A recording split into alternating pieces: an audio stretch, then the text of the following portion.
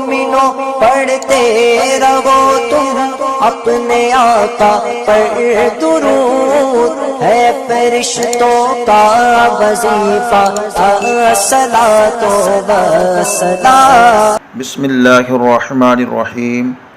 اللہم صلی علی سیدنا مولانا محمد بارک وسلم صلاۃ وسلام علیک یا رسول اللہ صلی اللہ تعالی علیہ وآلہ وصحبہ وسلم۔ اللہ تبارک و تعالی نے 4 مہینوں کو اپنی مقدس کتاب میں حرمت والا مہینہ قرار دیا ہے۔ ایک ماہ رجب کا مہینہ ہے، دوسرا ذوالقعدہ، تیسرا ذی الحجہ اور چوتھا محرم شریف کا مہینہ ہے۔ یہ 4 مہینے حرمت والے ہیں، یعنی عزت و تکریم والے ہیں۔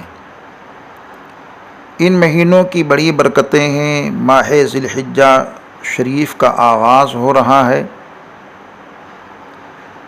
اس وجہ سے ضرورت محسوس ہوئی کہ ماہ ذی الحجہ شریف کے فضائل و برکات پیش کیے جائیں، تاکہ ہمیں پتہ چلے کہ ہم کتنی برکت والے مہینے میں موجود ہونے جا رہے ہیں۔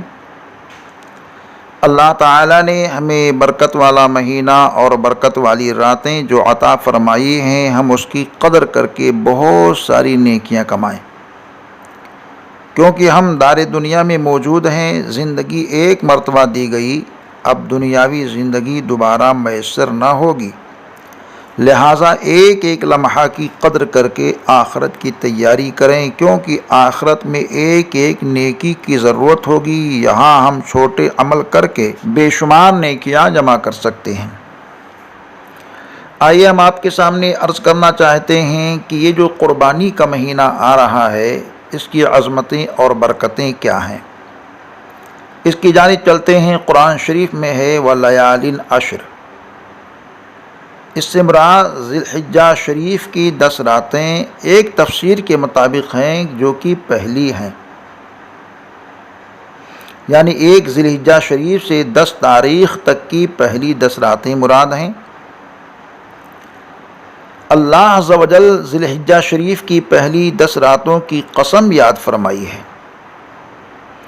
رئیس المفسرین حضرت سیدنا عبداللہ بن عباس رضی اللہ تعالی عنہما سے روایت ہے کہ حضور اقدس رحمت تمام صلی اللہ تعالی علیہ وآلہ وصحبہ وسلم نے ارشاد فرمایا، کوئی دن ایسا نہیں ان دنوں کے علاوہ اللہ عز و جل کے نزدیک کوئی نیکی محبوب ہو، یعنی ذی الحجہ شریف کے 10 دنوں کے اندر اللہ عز و جل کو جتنی نیکیاں محبوب ہیں، یہ نیکیوں کا اجر جو ان 10 دنوں میں اللہ عز و جل عطا فرماتا ہے، ان کے علاوہ اور دنوں میں نیکیوں کا صلہ نہیں دیتا۔ صحابہ کرام رضی اللہ تعالی عنہم اجمعین نے عرض کی، یا رسول اللہ صلی اللہ تعالی علیہ وآلہ وصحبہ وسلم، ان 10 دنوں میں جو نیکی کی جاتی ہے، اس نیکی سے بڑھ کر جہاد بھی نہیں ہے کیا؟ تو حضور اقدس صلی اللہ تعالی علیہ وآلہ وسلم نے ارشاد فرمایا، نہیں، ان 10 دنوں میں جو نیکی کی جاتی ہے، جہاد کی نیکی بھی اس کے برابر نہیں، یعنی کہ 10 ذی الحجہ شریف کی نیکیاں بہت ہی انمول ہیں۔ ہاں ایک بات ضرور ہے کہ جہاد میں کوئی بندہ جائے اور اپنا مال جان نہ لائے، بلکہ راہ حق میں شہید ہو جائے تو اس کی شان ہی کچھ اور ہوتی ہے۔ اب یہ بندہ شہید ہو جاتا ہے، شہادت کے علاوہ اور جو کچھ عمل کیا ہے وہ ذی الحجہ شریف کے 10 دنوں کے عمل سے افضل نہیں۔ مفسرین کرام نے اس کی شرح فرماتے ہوئے فرمایا کہ ماہ رمضان المبارک کے علاوہ اس کی نیکیوں کو شمار کیا گیا ہے۔ ام المومنین حضرت عائشہ صدیقہ رضی اللہ تعالی عنہ بیان فرمایا کرتی تھی کہ حضور اقدس صلی اللہ تعالی علیہ وآلہ وسلم کے دور ظاہری میں ہم نے ایک منظر دیکھا کہ ایک شخص کو گانے و میوزک کی بری عادت تھی۔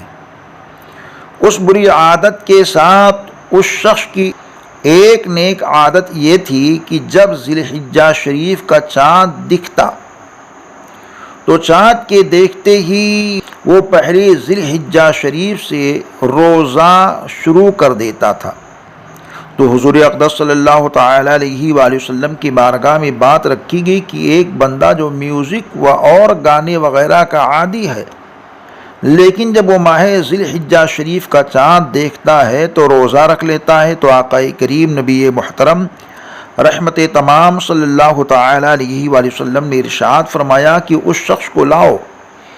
جب وہ حضور اقدس صلی اللہ علیہ وسلم کی بارگاہ میں حاضر ہوا تو حضور نے اس سے دریافت فرمایا کہ تم ان دنوں کے روزے کیوں رکھتے ہو؟ یعنی کون سی ایسی بات ہے جو ماہ ذی الحجہ کے دنوں کے روزے رکھنے پر آمادہ کرتی ہے؟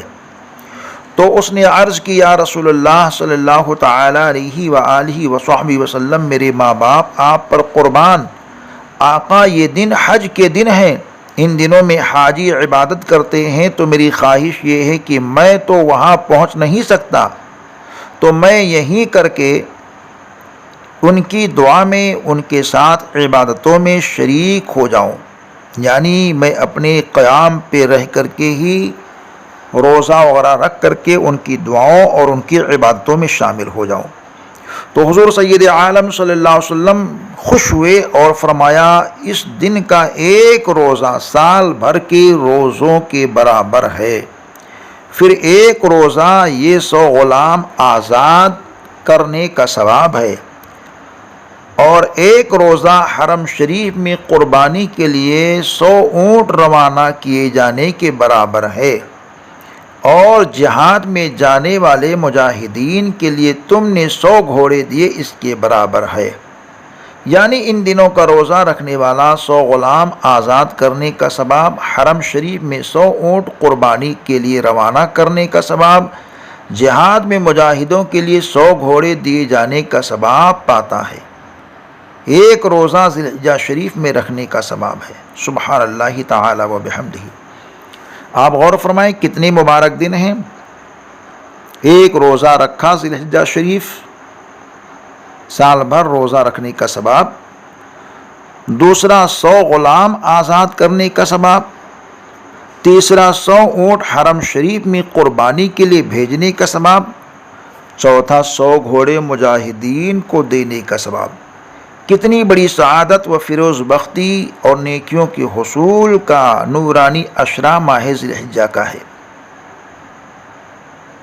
جہاں محشر میں بندہ ایک نیکی کے لیے ترسے گا، کوئی کسی کو نہیں دے گا، مگر یہاں نیکیوں کا ذخیرہ ہاتھ آ رہا ہے۔ ہمیں چاہیے کہ ہم ماہ ذی الحجہ کے ممنوعہ دنوں کو چھوڑ کر روزوں کا اہتمام کریں، اس سے بہت نیکیاں ہاتھ آئیں گی۔ حالانکہ یہ فرض واجب تو نہیں، لیکن نیکیوں کے حصول کے لیے ان روزوں کا اہتمام کرنا چاہیے۔ حضور اقدس رحمت تمام صلی اللہ تعالی علیہ وآلہ وسلم نے ارشاد فرمایا ذی الحجہ کی پہلی 10 راتوں میں قیام کرنا شب قدر میں قیام کے برابر اس کا اجر ہے۔ ماہ ذی الحجہ کا نورانی سما اور اس کی بہاریں ملنے والی ہیں۔ دعاؤں کا اہتمام کیجیے، وبائی مرض سے نجات کی دعا کیجیے، عالمی اسلام کی عزت و آبرو، جان و مال کی حفاظت کا اہتمام کیجیے۔ حضرت سیدنا ابو ہریرہ رضی اللہ تعالی عنہ روایت کرتے ہیں کہ حضور اقدس رحمت تمام صلی اللہ تعالی علیہ وآلہ وصحبہ وسلم نے ارشاد فرمایا اللہ کے نزدیک سب سے زیادہ پسندیدہ دن جس میں اس کی عبادت کی جائے وہ ماہ ذی الحجہ شریف کے 10 دن ہیں۔ اس کے ہر دن کا روزہ 1 سال کے روزوں کے برابر ہے، اور ہر رات کا قیام شب قدر کے برابر ہے۔ اسی طرح ام المومنین حضرت سیدہ عائشہ صدیقہ رضی اللہ تعالی عنہا ارشاد فرماتی ہیں کہ جس نے عشر ذی الحجہ کی کسی تاریخ کو رات میں عبادت کی تو گویا اس نے سال بھر حج اور عمرے کیے، یعنی سال بھر حج اور عمرہ کرنے والے کو جو ثواب دیا جاتا ہے وہ ثواب اللہ تبارک و تعالی ذی الحجہ کی ایک رات میں عبادت کرنے والے کو عطا فرماتا ہے۔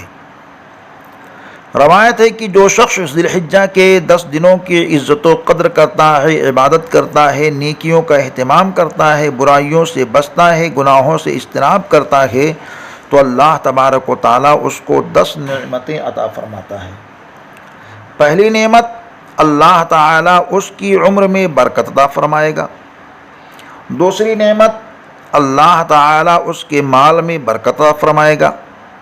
تیسری نعمت اللہ تعالیٰ مصیبت اور بلا سے اس کی اور اس کے اہل و عیال کی حفاظت فرمائے گا۔ چوتھی نعمت اس سے جو گناہ زندگی میں ہو گئے ہیں اللہ تعالیٰ اس کو معاف فرمائے گا اور اس کی مغفرت فرمائے گا۔ پانچویں نعمت اللہ تعالیٰ اس کی نیکیوں کو بڑھائے گا اور اس میں اضافہ فرمائے گا۔ چھٹی نعمت جاگنے کی وقت کی جو تکلیف ہے اللہ تعالیٰ اس سے نجات عطا فرمائے گا، اس میں آسانی فرمائے گا اور اس کی روح آسانی کے ساتھ نکلے گی، یہ شرف اللہ اس کو عطا فرمائے گا۔ ساتویں نعمت اللہ تعالیٰ اس کو یہ نصیب فرمائے گا کہ اس کی قبر کے اندھیرے پن کو دور فرما کر اس کی قبر میں روشنی اور اجالا عطا فرمائے گا۔ آٹھویں نعمت اللہ تعالیٰ اس کو یہ عطا فرمائے گا کہ میزان میں اس کے ہلکے اعمال کو اللہ تعالیٰ وزنی فرما دے گا اور اس کی نیکیوں کا پلہ بھاری فرمائے گا۔ نویں نعمت اس کو یہ ملے گی کہ اللہ تعالیٰ اس کو جہنم کی آگ سے محفوظ فرمائے گا۔ دسویں نعمت اللہ تعالیٰ اس کو یہ عطا فرمائے گا کہ جنت میں اس کے درجات کو بلند فرمائے گا اور اس کو عزت و اکرام کی زندگی نصیب فرمائے گا۔ یہ ماہ ذی الحجہ شریف کے پہلے عشرے کے روزے اور رات کی قیام کی فضیلت تھی۔